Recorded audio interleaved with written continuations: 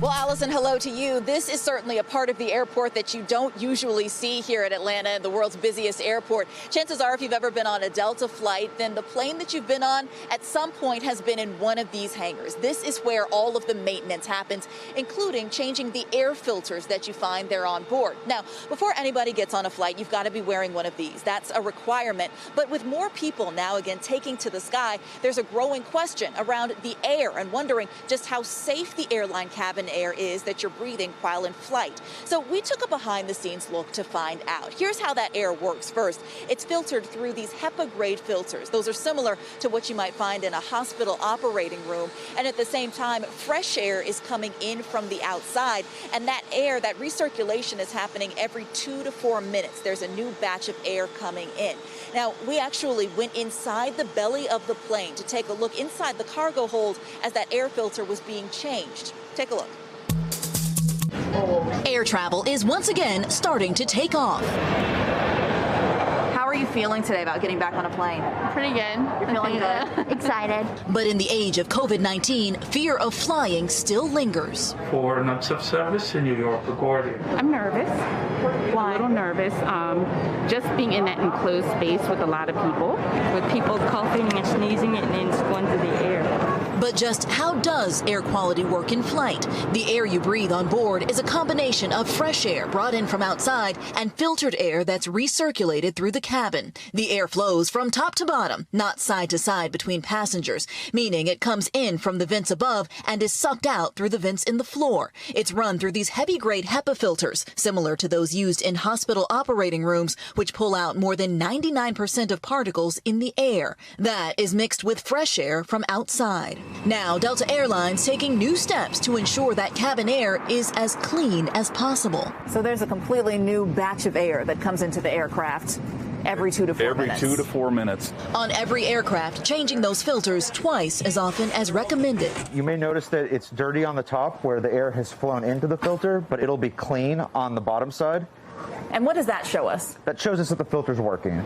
Experts say it's not likely viruses will be spread in flight. It turns out the time on the airplane in the seat is actually the lowest risk. So you're saying the air on an airplane is actually cleaner than you would find inside of a grocery store? Yeah, it's cleaner than probably most people's homes or in schools. But in close proximity, nothing is foolproof. Certainly, we can't do all the physical distancing we'd want to on an airplane.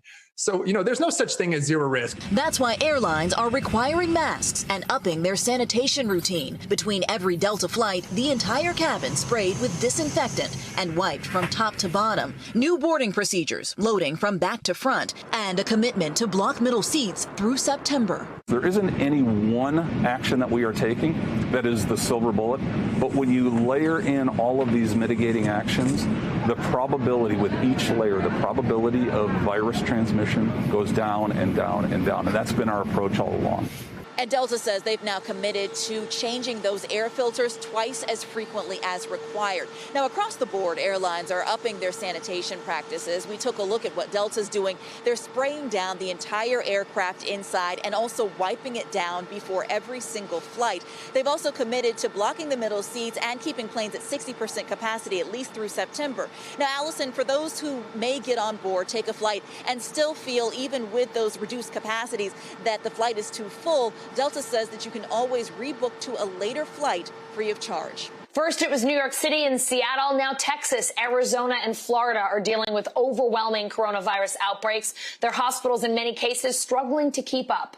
Doctors and nurses who dealt with that stress early on are offering encouragement and hope to their colleagues just starting their battle with COVID-19. This message is to all our brothers and sisters out there who are seeing spikes in the COVID-19 cases. I want you to know that I know what you're going through because we've done this. It's frustrating because this could have been prevented. We could have taken preventive measures by social distancing, wearing masks. I saw people in their 20s, I saw people in their 30s, I saw people in their 40s that were healthy people. And COVID knows no race, it knows no political ideations, it affects who it affects. It's going to be tough. You're going to see a lot of suffering, and you're going to be overwhelmed and sad by the people getting sick, not only the patients you'll treat or your family and loved ones, but your co-workers. We experienced a lot of people stopping their work and they want to go to a corner and they just want to cry. We've seen that. We've seen families saying goodbye to their loved one by phone. I'm sorry.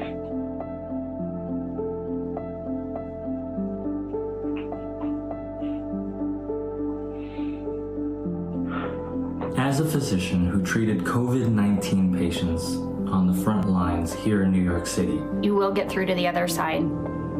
There is another side. There is light at the end of the tunnel.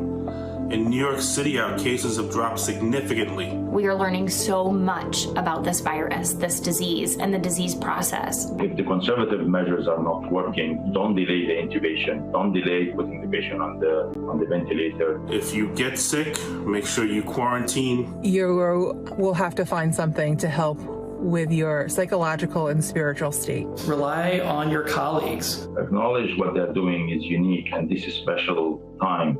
Because your chapter in this story is yet to be written, and it will be something to be proud of. Delirium, anxiety, extreme fatigue, just some of the symptoms that coronavirus patients experience after being on a ventilator. NBC News spoke with a group of COVID-19 survivors. Here are their stories in their own words. For the first few days in the hospital, I was in fairly stable condition. They put me on oxygen. That wasn't doing anything. 2 doctors came in and told me I needed to go on a ventilator, and I ended up on it for 20 days. The doctor came to my room and said, like, there's going to be a chain that you could not get out of the ventilator. I had to call my parents. I told them that I'm not sure when I'm going to wake up. And then everything became really dark. They put me upside down, and I have an oxygen mask, and it's kind of like pressure, and I woke up with a big scar gap in my forehead, and it's my daughter's scar. One thing I think people don't necessarily or always get about recovering, they think that once you're out of the hospital, everything is all good, which isn't the case for a lot of us. I still, after a few days, I was still having like delirious thoughts. I dreamed that my son and my daughter were in this other realm and they were floating in the sky in these big wicker-looking balls. When I first kind of like remember, I thought I was in Japan, in like a medical lab.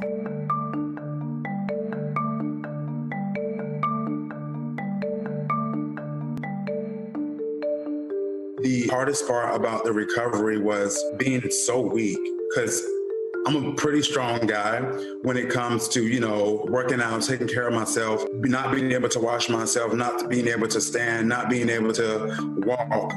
You learn to cherish those things. A nurse gave me a shower and washed my hair because I couldn't stand up. When I tell you I had no muscles left at all, I couldn't pull my pants up, I couldn't do anything with my thumbs. I had a difficult time walking from the car to the front door of the house. I had to relearn how to walk. It's very difficult for me to get up off the chair and go to the bathroom. I lost about 20 pounds. 30 pounds. 20 pounds. One night, I had a full-blown anxiety attack. I thought my throat was going to close. Just anxiety over whether or not I'm going to return to my pre-COVID self, basically. I have depression. I think I have PTSD also.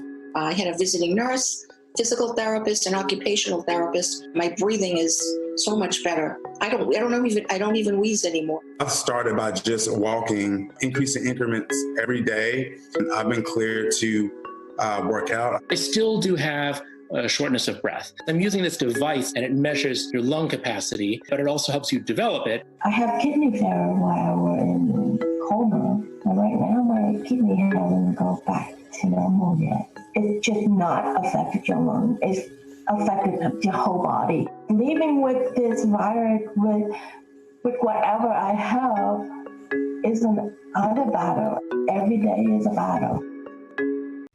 Hey, NBC News viewers, thanks for checking out our YouTube channel. Subscribe by clicking on that button down here and click on any of the videos over here to watch the latest interviews, show highlights, and digital exclusives.